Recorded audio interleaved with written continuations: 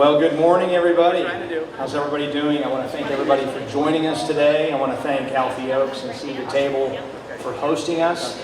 And I want to say a special thank you to Stand for Health Freedom and for their endorsement. It means the world, and it's an organization that leads the state and the nation in promoting health freedom, parental rights, and healthy habits for life. When I was in the legislature, the most unexpected and serious challenge we faced was COVID. We witnessed so-called public health experts that tried to micromanage every aspect of our lives, including personal health choices. Those who objected faced reprimand, firing, and even arrest. As governor, I can promise you I will never allow another COVID-type assault on our civil liberties. While I was Speaker of the House, we took a strong stand for health freedom and against the COVID regime, but there's more to do. As governor, I will end vaccine mandates. I will protect children's medical and physical and mental health, embrace policies that help prevent disease rather than react to it. We will stand strongly in support of parental rights and health care. When I was a child, we had a small number of vaccines for some of the worst illnesses. But today, the CDC recommends and the Department of Health mandates dozens and dozens more. As a result, children get vaccines at too early an age and sometimes get multiple vaccines in a single visit. As governor, we will put parents in the driver's seat to have that conversation with their pediatrician to decide whether or not they have a vaccine, and we will eliminate vaccine mandates in the state of Florida.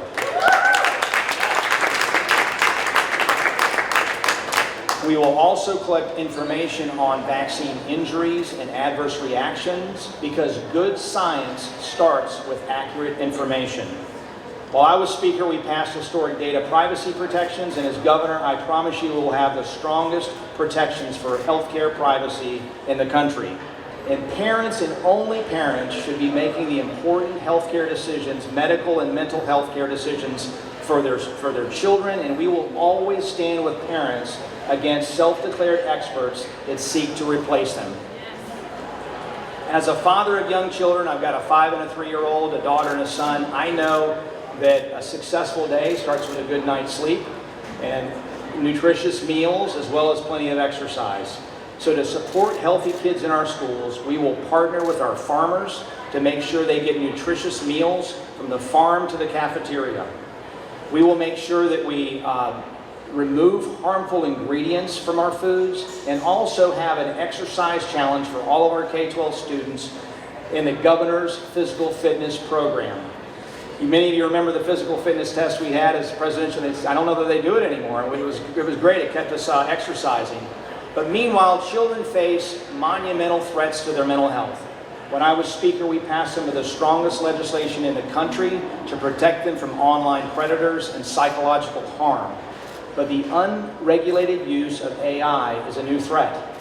And we must put responsible guardrails around AI in schools. So to that end, we will make sure to require a parental opt-in for the use of AI.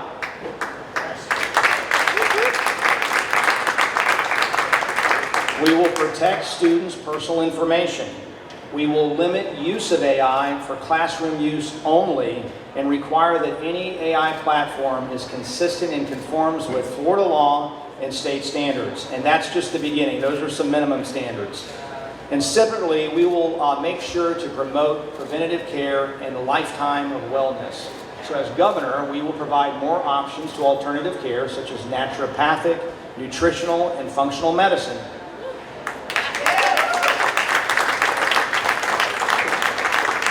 We will promote wellness in the workplace, and we will ensure that our air and drinking water is clean and free of toxins.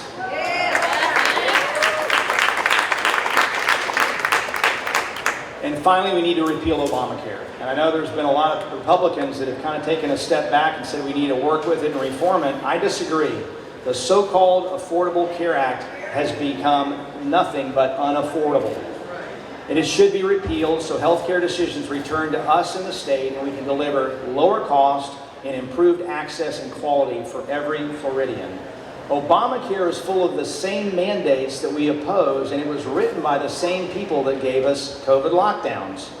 And so we need to repeal it and free the healthcare system from one of its main cost drivers and make sure healthcare is delivered here in the state of Florida and with free people making those decisions. When I'm governor, I will lead the nation in health freedom, and we will provide people more options to live a long and healthy life by promoting preventative care and wellness, protecting privacy and parental rights, and ending mandates. Free people provided with transparency and accurate information know better than anyone else how to make informed choices about their own health. And I look forward to joining each of you as we reach our goal to make kids healthy, families healthy, and Florida healthy. God bless you guys.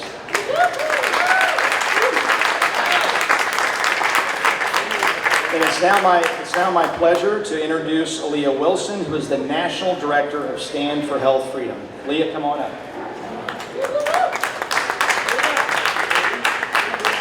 Thank you, Mr. Renner, for standing up for Florida and for the whole health initiative. It is a robust plan, and we are looking forward to what's ahead for this state.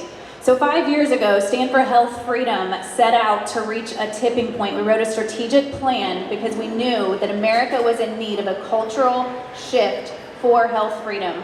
So we set out to build the largest voting bloc possible, a voting bloc based on God-given rights, fundamental freedoms, constitutionally protected rights, and medical ethics. It had nothing to do with, and doesn't have anything to do with, who is right or wrong about vaccines. It has everything to do with moral boundaries to public health. Now today, going into the 2026 elections, the health freedom voting bloc is decisive. The tide has turned. It is common sense to talk about issues of personal responsibility and transparency in health. And we are America's new majority. We're pulling votes from across party lines, from the Black vote, Latino vote, from independents, left-leaning vote, and we have one thing in common, and that is that we are returning health care to the hands of the people where it belongs. Stand for Health Freedom endorses Paul Renner for Florida's next governor.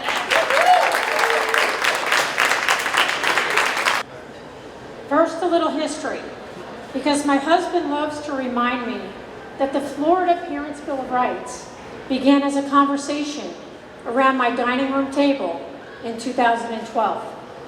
After 9 long years of relentless pursuit and plowing hard ground, even before Florida's parents understood the need for it, the bill finally passed in 2021.